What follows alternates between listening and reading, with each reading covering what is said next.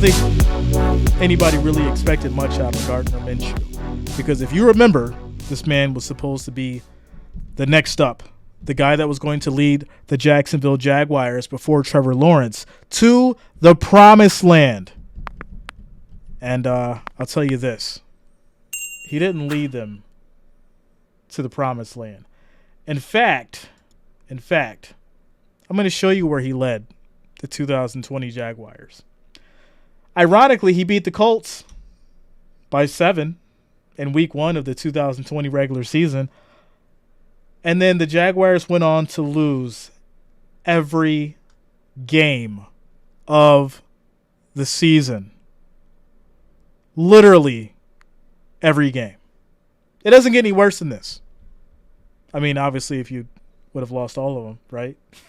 I mean, just look at this. He won against the Colts, lost to Tennessee, lost to Miami, lost to the Bengals, lost to the Texans, lost to Detroit, lost to the Chargers, lost to the Texans again, lost to Green Bay, got destroyed by the Steelers, lost to the Browns, lost to Minnesota, lost to Tennessee, lost to Baltimore, lost to Chicago, and then lost to the Colts. Now, listen, obviously you can say, well, hey, he didn't lose all those games. You had Glennon in there. You had Luton.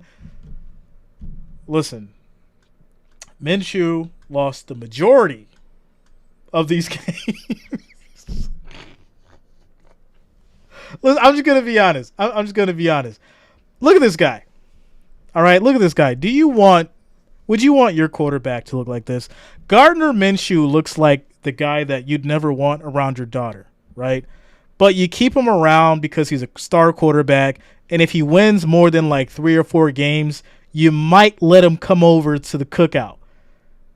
But you won't let him put his arm around your daughter. That's like a big no-no. You might like slap him up the head and be like, no, don't touch. You can be here if you win 3 games. Other than that, you got to go. But this is not the man that you want around your daughter. And I don't think this is the man that you want on your team as a quarterback. But hey, the team that he ironically beat has made him the starter. The only win that he got back in 2020, that team has chose him to be the starter. So we get into the Colts depth chart. We've got Gardner Minshew starting.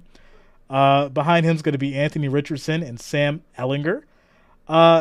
Getting into the actual talent, right? Because we know that the Colts have some talent. It's just whether or not the quarterback can do something with them.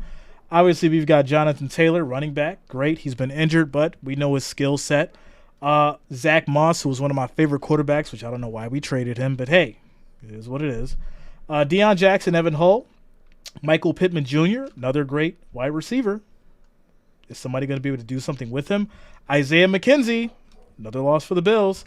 Michael Strachan, Juwan Winfrey on the 4th. Wide receiver Alec Pierce, right? This man came out balling. I said that I definitely wanted to see the kind of career he's going to have. I think he's being underutilized. Can somebody get this man the ball because he's ready to cook? That's what I'm going to call him, Alec Cook Pierce. Can we get him the ball? Second's going to be Ashton Doolin, Vincent Smith, and then Ethan Fernia on the 4th. And then Josh Downs, another decent wide receiver. Rashad Perriman, Malik Turner, Johnny King. For your tight end, Jelani Woods, Kylan Granson, Mo Alley Cox, and then Will Mallory on the 4th. For your left tackle, Bernard Raymond. Left guard is going to be Quentin Nelson. Center, Ryan Kelly. Right guard, Will Fries. And then right tackle, Brayton Smith. Getting into your defense, Kwity Paye. These guys are ready to ball. DeFrost Buckner, Grover Stewart, Dayo Adeyingbo, another man that's ready to go. EJ Speed, Shaquille Leonard. You have the tools. What's going on, Colts? What's going on? Kenny Moore II, Rodney Thomas II, Julian Blackmon, and Julius Brents. And for your special teams, Matt Gay, Roberto Sanchez, Isaiah McKenzie on the punt return, Dallas Flowers on the kick return, and then Luke Rhodes is your long snapper. So, let's get into the schedule. Let's do it. Obviously, you guys know that last year was very tough for the Colts. Really wild. I mean, Ryan was there. He tried to come through and utilize his veteran experience to no avail, but we know how that went. A tie against the Texans, a loss 24-0 against the Jaguars. A win against KC by 3. Loss against the Titans, a win against the Broncos in OT. Win against Jacksonville, loss against the Titans, loss against the Commanders, loss to New England. A win against the Raiders, a loss to the Eagles by 1. Loss to the Pittsburgh Steelers, loss to the Cowboys, 54-19. It's absolutely wild.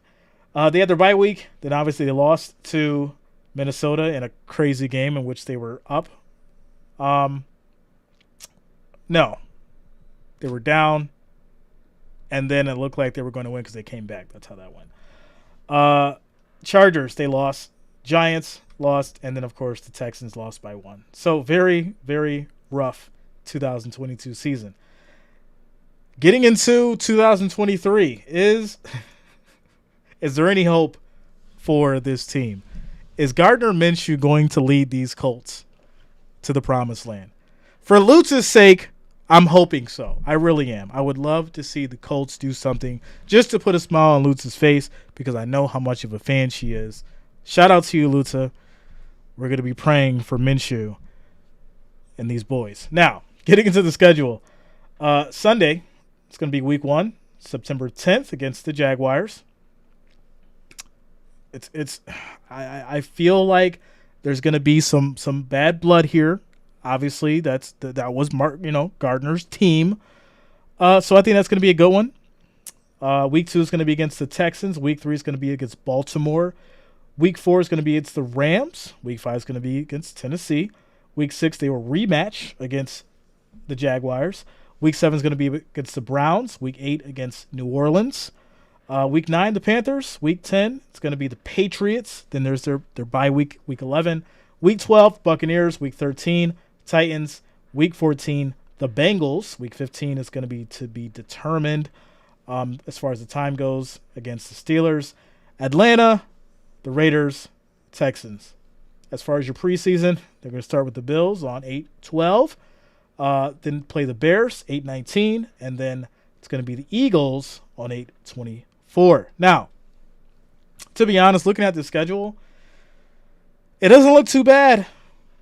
I mean, your real competition is obviously the Jaguars, Baltimore, Rams are shaky, Titans shaky, Cleveland shaky. New Orleans defense is basically what's probably going to help them win that game. Panthers is shaky. New England's probably going to win. Tampa Bay, another shaky team. Listen, this doesn't look too bad for what the Colts have. It's just whether or not Mr. Gardner Minshew can actually show up and ball with the tools that they have. That's it. That's what's in question. Your X factor is Gardner Minshew. It's not Jonathan Taylor. Well, I take that back. I will take that back. Obviously, the X factor is Gardner Minshew, but you need everyone on the team to stay healthy. If everyone on the team can stay healthy, Gardner Minshew is your X factor. And if he can show up and he can ball and he can say, you know what, I'm here to win. If you guys are going to basically put faith in me, I'm going to show you why. He may possibly be able to get them a winning record. Will they go to the playoffs? I'm not sure. That's not a ticket or a check that I'm willing to cash.